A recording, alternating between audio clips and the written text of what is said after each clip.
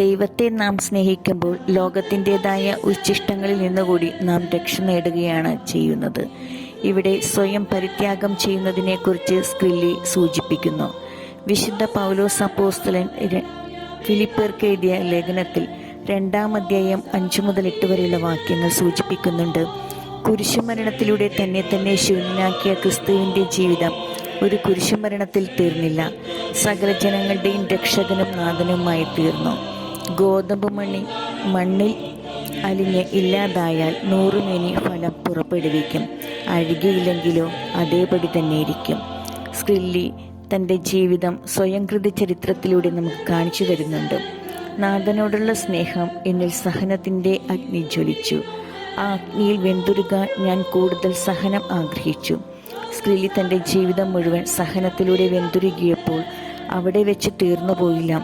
ആ അഗ്നി ആളിപ്പടർന്ന് ലോകത്തിൻ്റെ എല്ലാ ദിക്കുകളിലേക്കും ചൂടും വെളിച്ചവുമായി ഇന്ന് കടന്നു ചെല്ലുകയാണ് ചെയ്യുന്നത്. സാർവത്രികമായ വിളിയായ വിശുദ്ധി നശ്വരതയിൽ നിന്ന് അനശ്വരതയിലേക്കുള്ളതാണ്. നശ്വരമായ ഉച്ഛിഷ്ടങ്ങൾ കടിമപ്പെടാതെ അനശ്വരമായത് മുറുകെ പിടിക്കുവാൻ സ്ക്രില്ലിയുടെ മാധ്യസ്ഥ സഹായം നമുക്ക് തേടാം. അതിനായി സ്ക്രില്ലിയോട്